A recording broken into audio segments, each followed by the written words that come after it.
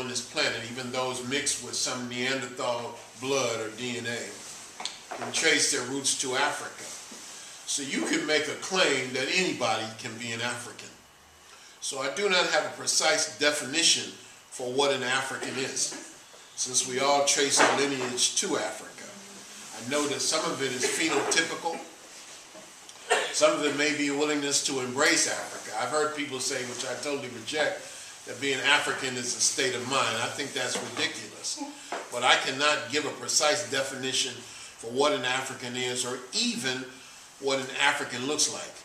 I would say that phenotypically the classic characteristic of an African is dark skin or heavily melanated skin. But to what degree that applies, you saw the images. I don't know.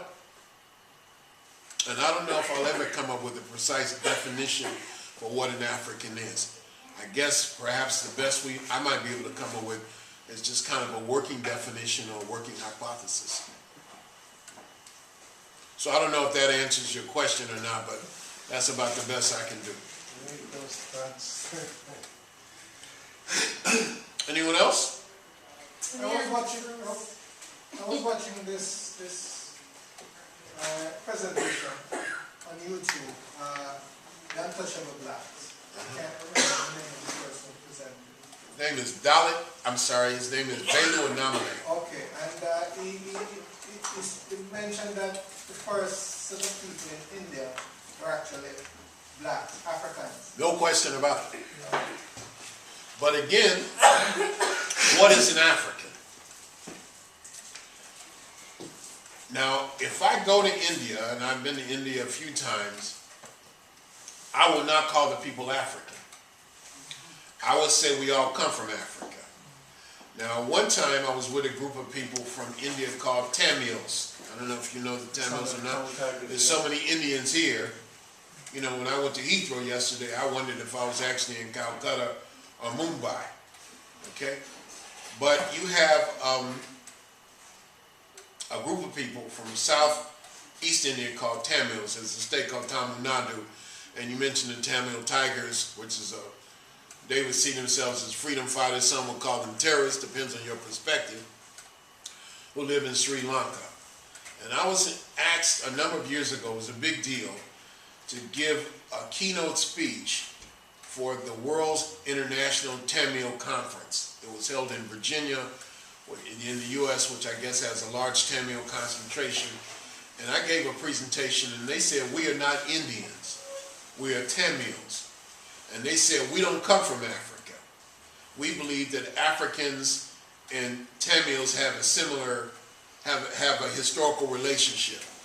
That in their view, there was a land bridge, a massive land bridge that connected East Africa with India and Australia. And different groups of black people walk back and forth over that land bridge.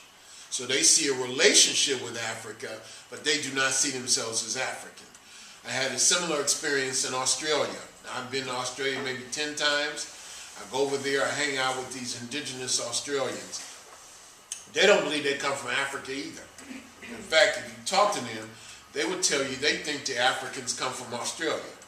They're not hostile to Africa, but they've always been taught that they are from Australia. They didn't migrate from anywhere. That they sprung from Australia. And they don't care about paleontology, anthropology, DNA stuff. They don't care about none of that. All they know is they've been told from generation to generation that they are the original people from Australia, that they didn't come from anywhere. Now, science tells us something very different than that. But I'm not going to argue with them. I'm not going to cram something down their throat that they're not prepared to accept. Now, that used to really bother me, because I want all black folk, no matter where we are, to say, I'm an African, put your fists in the air, and be proud of it.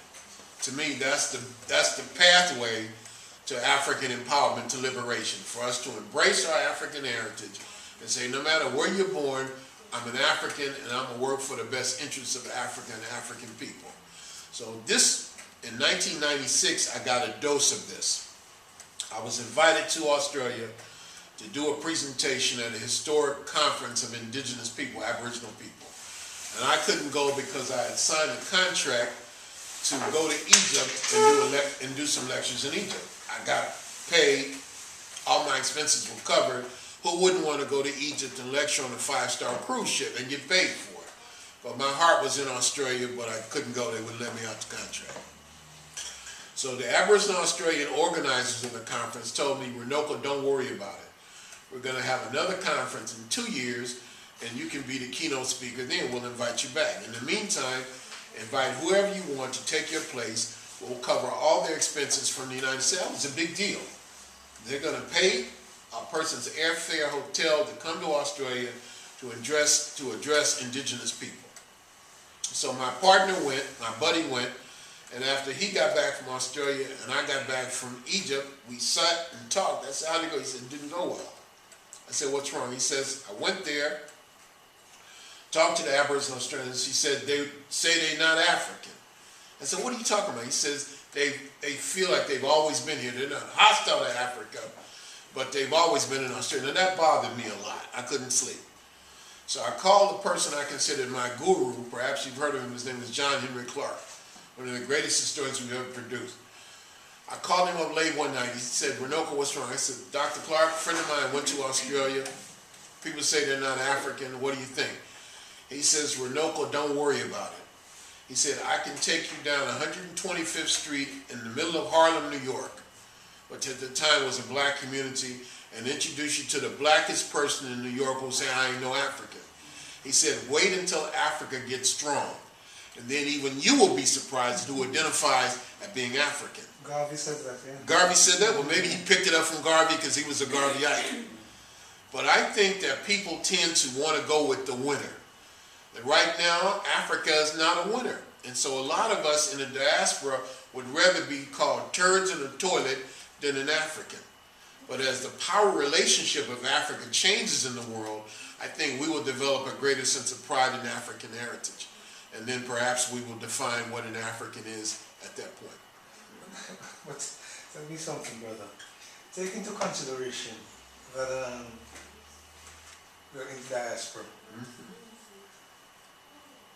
Most of the all the Africans in the diaspora has got some percentage of rapist blood. How detrimental in that rapist blood to prevent us or in the continuation of who we are? Now, how many generations will it take to wipe that rapist blood from our thinking? I don't know. Maybe many generations. And taking into consideration further that probably was 60% of black men in this country forsake black women, betray the black race and go with white women. The United States of America is similar, or probably even worse. No. It's not that bad. I think you guys got it worse than we do. But I know it's not 60%. Not 60%? No way. But you know, for me, if it was just 6%, I would still say it's too much. Exactly. I think, in other words, I couldn't live with myself if I wasn't with a black woman. To me, I would feel, no matter how much I might like a white woman,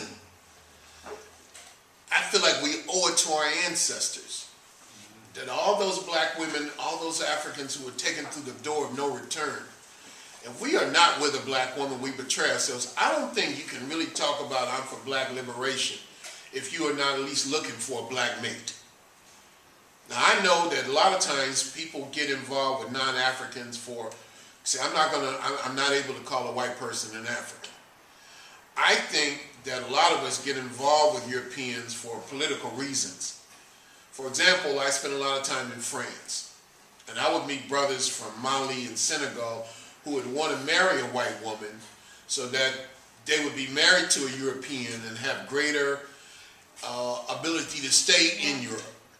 Because I guess they figure Africa is so bad that any place is better than that. But no, I can't accept that. So I don't know how many generations, but it's not just in Africa. I mean, it's not just in the diaspora. If you, for example, go to South Africa, you see a mixture there. Or if you go to North Africa with the Arabs, you see a mixture there. So I just figured that's just a part of our heritage that we have to deal with, that it's not going to go away anytime in the foreseeable future, and I don't even worry about it. In this case, I'm glad for the one-drop rule. But you know, the one-drop rule was not designed to bring African people together. It was designed to exclude even light-skinned Africans from European institutions in the United States. But it's one of the, to me, the consequences of enslavement that I can get with. And no matter how light you are, hey, you're a member of the club whether you like it or not. And white supremacy will remind you of that. Because in the United States, you know, they don't care how light you are. You are a nigger. I hate to use that term, but in the eyes of the white, Barack Obama had a white mother. But white people in the United States never fully accepted him, simply because he had African ancestry. Yeah, but not very many black people understand what it means by white supremacy. Well, maybe they'll learn. I hate to say it, but you could use the word white supremacy, or you could use the word racism, or whatever term. Sister, did you have a question or a comment, or was it the other sister who was sitting next to you that wanted to say something? I think when you talk about the Australians, are you able to present evidence that the Australians came from Africa? Oh, if you believe in science, then there's no doubt about it. Everybody came from Africa, according to DNA studies. Now, you could say DNA is irrelevant or it's a white man's thing, but African people are the people who invented science. And instead of running from it, I think we need to embrace it. I hear black people today say they don't believe in evolution. I've had black people say they still believe the world is flat.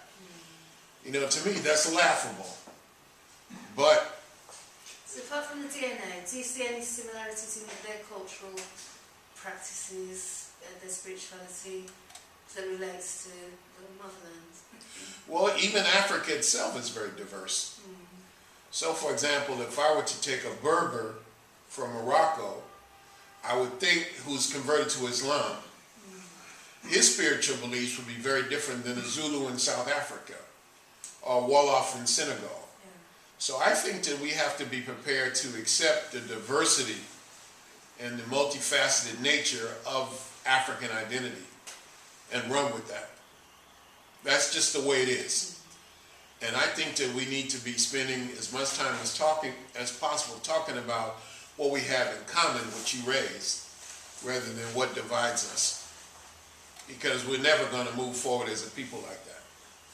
You know, by talking about the things that we all agree, I think, that we need unity. So if we need unity, let's spend time talking about the factors that will cause us to unite rather than the factors that keep us separated. There's just one more point. Sure. You talked about Neanderthals coming out of Africa. I'm not clear on that side of things. I've always thought there was a separate development.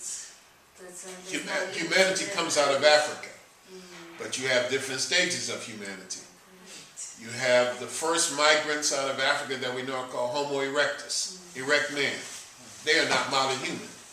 And Homo erectus can be found in China, they can be found in Indonesia, Beijing man, Java man, you may be familiar with, 500,000, anywhere from 500,000 to 2 million years old. And then you have Homo sapiens. Neanderthal are what are called Homo sapiens. They also originated in Africa and went to different parts of the world. And then you have modern humanity, or Homo sapiens sapien, so-called wise man. We are that latest stage of development, but all of those stages of humanity, or what might even be called pre-humanity, originated in Africa. So you cannot get away from African roots. Even Neanderthals can ultimately trace their ancestry to Africa. And I will go back to the same theme that I enunciated or tried to enunciate earlier on, is that we are taught systematically that Africa is the worst place it ever was. And so a lot of people simply reject Africa out of hand. Now, if white people want to do that, it works for me. But for African people like us in the diaspora to say I'm not an African, you know, that's troublesome. So we have to, no matter how long it takes, give our people a sense of pride in African heritage. Nowadays, I have no shame associated with Africa at all. But when I was a youngster, 14, 15 years old, before I knew better, if you called me an African, those were fighting terms. Now, as I said earlier, if you say I'm not an African, we got to fight on our hands because I've come full circle. So I can speak from my own experience what it means to begin to have knowledge of Africa and begin to have a sense of pride in Africa. So.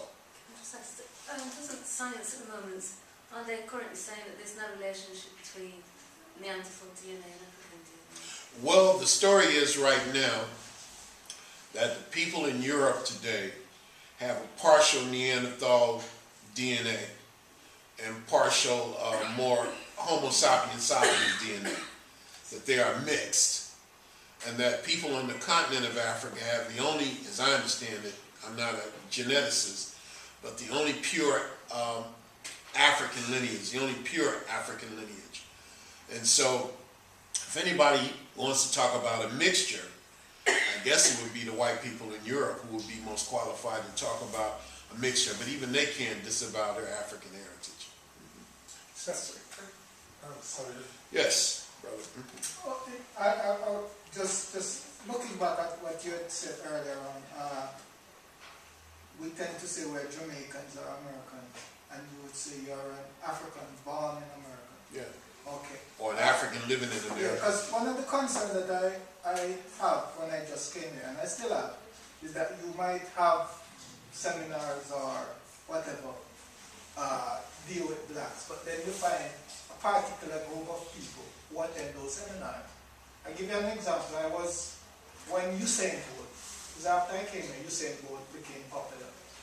And I was saying to an African co-worker of mine was pretty upset that Jamaicans were talking about Usain Bolt and we dominating and all of that. So I said to him, but we are all the same, we are all one people. And he said, no, you are descendants of slaves. I am from Africa, but you are descendants of slaves. And I said, no, we are all Africans. And I still find it wherever we go, Africans see themselves as Africans. And they would say to me, where are you from? And you say Jamaica, then you are of another group. And I think if we are going to get anywhere, or we are going to empower ourselves, we all have to see ourselves as one group. Yeah, I agree. Because we are still fighting ourselves. Even the Caribbean, I tend to find that if you are from Trinidad, you are Trinidadian group here. You are Jamaican group here. So we are separating amongst ourselves. And if we can't unite as a group, I don't think we can make any change whatsoever. I fully agree. But Marcus Garvey is from Jamaica. Yeah. Peter Tosh and Bob Marley are from Jamaica. They're Pan-Africanists. Stokely Carmichael is from Trinidad. And then you have people from Africa itself who were exposed to Pan-Africanist ideas, like Kwame Nkrumah. Kwame Nkrumah was born in the Gold Coast.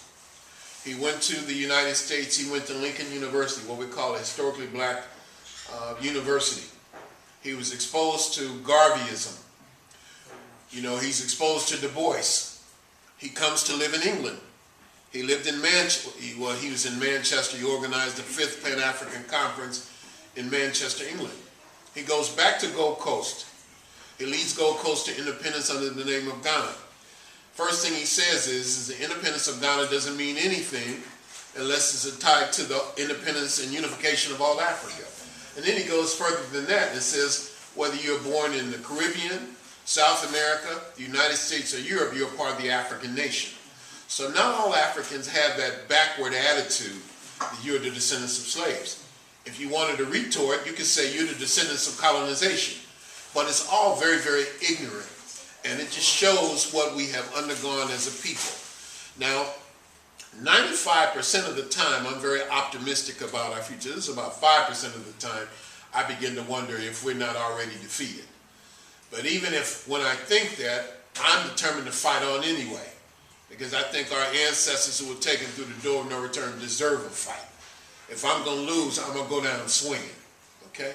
So I realize what we have gone through as a people. Just think of what we have gone through.